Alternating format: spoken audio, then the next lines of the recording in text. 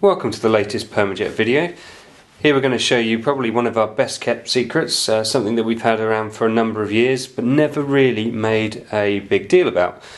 A lot of the time, and currently, manufacturers are talking about panoramic paper. Now, panoramic paper often and historically has always come in cut sheets. Now, for over 5 years, possibly even longer, we have had available 13-inch rolls. That means that you will get a 13-inch paper, therefore an A3 plus size image available to you, but a lot of the rolls are up to 10 meters long, so significantly more paper available for around the same kind of cost price, if not even better. We're going to show you how to load a roll onto an Epson R3000. Now, this principle remains the same for many similar A3 plus printers, either in Canon or Epson, but historically the Epson printers have always come with additional roll holders. It might not be something you're aware of, it might be something that you've left in the box and popped the box in the attic. So I would urge anyone to have a quick route around and try and locate the individual roll holders.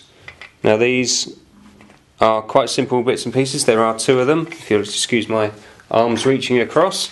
So we have a left and a right. So it doesn't take too much to work out exactly where they go. But if you flip down the lid on the back of the printer, you'll see there are some orange tabs. So if you were to locate them, you simply hook them in, one on one side and one on the other. So there we can see we have our two roll holders fixed.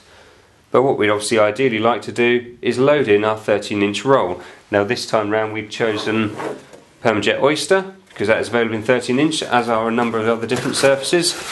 As you can see, supplied there obviously in a nice pretty box, but supported at the ends to make sure that the paper is kept nice and safe. And on this particular roll, we've got 10 meters of paper available to us. To load the paper onto the roll holders is really very simple. What we tend to do is get it loaded on first before we start getting the front of the printer involved, just before we start clicking any settings, and simply hook it back into place. That's it. There's nothing more complicated than that, but that just ensures that it's reasonably firmly held and that it will feed into the printer properly. So now we'll spin the printer around and go through the settings on the front panel. So on our control panel, very simply, we'll press the OK button. Now, different control panels for different printers are obviously slightly different. Things like the 2880, 2400 don't have a digital display like the R3000, but the principle remains the same, that you can load it through the rear feed fine art slot and it will pull the paper through quite comfortably. So if we look at the R3000, as it's the most up-to-date example, we've got load roll paper as one of the options here. If we press OK, it's simply going to prompt us what to do. So open the tray at the front, quite an obvious one. Attach the roll paper holders to the roll paper at the back. Well, we've done that already. Make sure the end of the paper is cut straight. Now, if this is a brand new roll, obviously it will be cut perfectly straight, as you'd expect. If you've used a part of the roll before, just ensure that you trim it nice and neatly so there's no confusion, so the printer doesn't think that the paper is going to be skewed or pulled through incorrectly.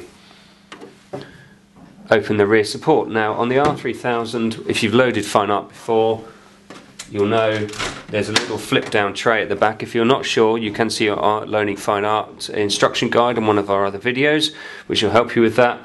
But you can also see the other videos regarding other printers about the fine art slot on the back. That will give you then access so the roll paper can feed down successfully.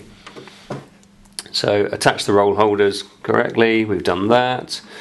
If the manual tray is pushed open, well, the manual tray is closed on this occasion, so that's correct. And feed the paper into the slot as far as it will go and hold it for 3 seconds. So we'll load the paper in. We will wind it on, keep pushing like it says until it stops. Hold it for a few seconds. You can hear the printer whirring away, making some noise. Pulls the paper through automatically for us, and it now says on the front, ready to print, roll paper is loaded. So in terms of loading the paper, getting the printer started with a roll, it really is that simple. It's not a long process. You just have to make sure that you do it methodically and get every little bit right as per the instructions on the front of the printer. Like I say, for other machines it isn't sometimes quite as obvious because there isn't a digital display. However, the process doesn't get any more complicated. As I said before, bear in mind we don't just do this in Oyster, we do this in Matte Plus and Ultra Pearl. We do a 12-inch roll, so it's ever so slightly shorter in titanium. We do it in Ultra Pearl, so we're trying to cover as many different areas of people's interests as is realistically possible. We also do 13-inch canvas rolls, so ideal if you're wanting to get the most out of your photo printer and do a decent length canvas. You're not limited like when you have the cut sheets, because this can do, as per the printer driver, up to about 3 meters in length. Whereas with the with the cut sheet options, you might only have what is effectively half an A2 cut down. So you're not only restricted on the width of the paper, you're also restricted on the length. So you've got many benefits to loading a small roll onto a printer like this. And as Panoramic becomes more and more popular, there's automated features within a lot of cameras and in Photoshop, you really are going to benefit from investing in a 13-inch roll versus any alternative.